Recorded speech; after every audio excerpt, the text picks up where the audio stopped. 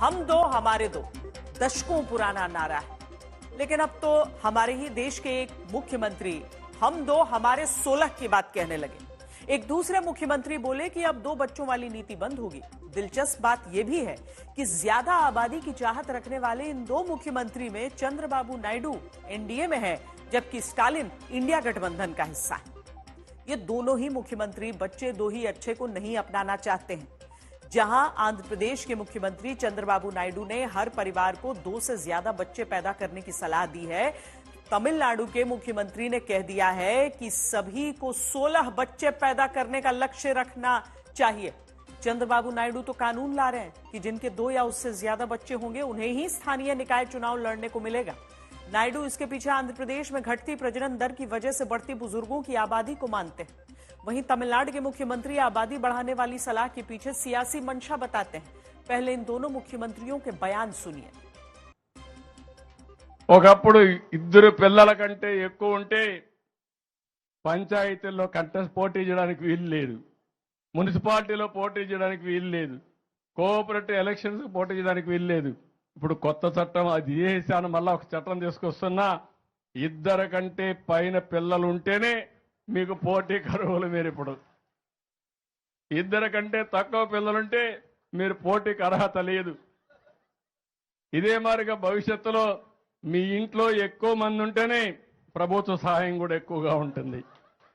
ఇంత మునుపంతా కూడా ఏం చేశారంటే ఎక్కువ మంది ఉంటే తక్కువ సహాయం చేయాలని ఇవన్నీ కూడా లేనిపోని రిస్ట్రిక్షన్లు పెట్టేవారు. ఇప్పుడు అది కూడా మార్చేస్తున్నా.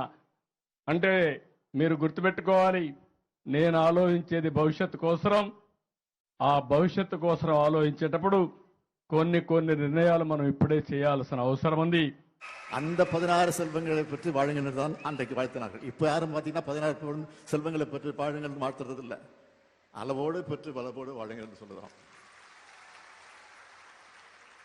ஆனால் இன்னைக்கு நாடாளுமன்ற தொகுதியெல்லாம் குறையும் என்ற நிலை வருகிற போது ஏன் அளவோடு பெற்று வளமோடு வாழ வேண்டும் என்று சொல்லுவோம். நாமும் 16 குழந்தைகளை பெற்றுக் கொள்ளலாமே என்று சொல்லக்கூடிய நிலை இன்றைக்கு உணர்வு வந்திருக்கிறது.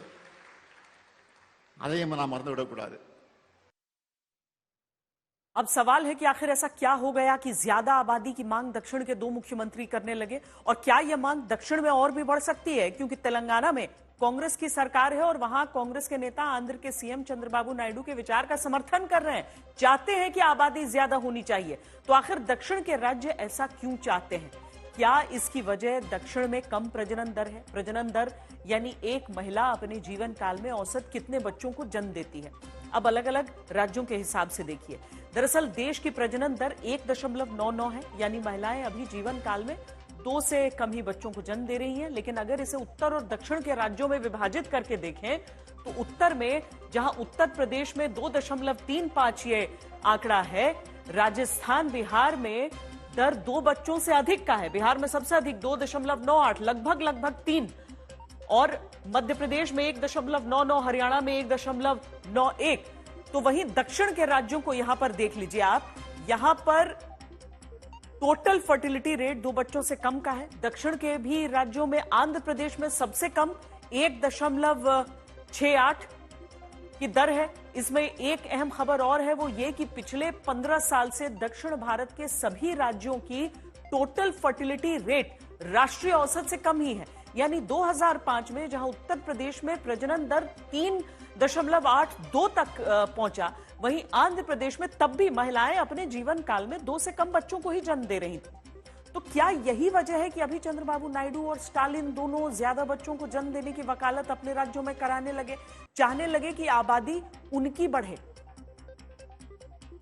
चंद्रबाबू नायडू से पूछेगा, पर देश को बहुत कुछ बदलाव की आवश्यकता है, और यदि चंद्रबाबू नायडू ऐसा करते हैं तो मैं समझता हूँ कि एक सुधार की तरफ एक अच्छा कदम है। Everybody should have some choices and rights to participate in the local body elections. The Telangana government also thinking like this action. So I hope respected CM Revanth Reddy will implement this one also in here.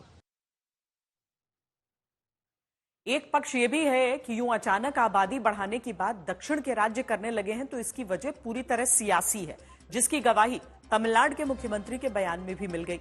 Stalin ने 16 बच्चे पैदा करने की वकालत करते हुए कहा कि अब लोकसभा सीटें घटने के हालात पैदा हो रहे हैं, इसीलिए 16 बच्चे पैदा करने के बारे में सोचना चाहिए। दरअसल अभी लोकसभा की मौजूदा 545 सदस्यों की जो संख्या है वो 1971 की जनगणना पर आधारित है। 1971 में ही तब जनसंख्या नियंत्रण की बात आई थी, जहां दक्षिण के राज्यों ने जनसंख्या नियंत्रण के तमाम कदम उठाए और सफल भी हुए, जबकि उत्तर के राज्यों में आबादी बढ़ने की दर तेजी से जारी रही। अब जनसंख्या के अनुपात में ही सीटों का अनुपात है, प्रति 10 लाख आबादी पर एक सांसद। उत्तर की बात करें तो इस समय हिंदी पट्टी के 10 राज्यों में कुल 225 सीटें हैं और दक्षिण के 6 राज्यों में 130 लोकसभा सीटें हैं। दक्षिण के राज्य जनसंख्या के आधार पर परिसीमन में सीटें बढ़ाने को अपने साथ अन्याय बताते हुए इसका विरोध करते आ रहे हैं। दक्षिण के राज्यों का तर्क रहा है कि उन्होंने जनसंख्या नियंत्रण में योगदान दिया और अगर आबादी के आधार पर सीटें बढ़ाई गईं तो उनके साथ अन्याय होगा। दक्षिण के विरोध और सीटों की संख्या का जनसंख्या से नाता समझने के लिए अभी की तस्वीर को भी समझना होगा। एक अनुमान है कि अगर 2026 की आबादी के अनुसार सीटें देश में लोकसभा की बढ़कर 848 हुई तो आंध्र प्रदेश में 25 सीटें हैं। अनुमान है कि सीट बस बढ़कर 32 ही हो सकती है। ऐसे ही तमिलनाडु में सीटों की संख्या 39 से बढ़कर 49 तक ही पहुंच सकती है। इसके उलट हिंदी पट्टी के राज्यों में बिहार को ही अगर देख लीजिए तो सीटों की संख्या आबादी की वजह से 40 से बढ़कर 79 तक जा सकती है, जबकि यूपी में सीटें 80 से बढ़कर 143 हो सकती हैं। इसी आंकड़े से आप समझिए कि उत्तर की सीटें कितनी बढ़ सकती हैं, जबकि कम आबादी की वजह से वही संख्या दक्षिण में बढ़ती नहीं दिखती। इसीलिए भी माना जा रहा है कि दक्षिण के राज्य अभी से आबादी बढ़ाने की बात कर रहे हैं ताकि आगे राजनीति उत्तर के राज्यों पर ही पूरी तरह केंद्रित न हो जाए।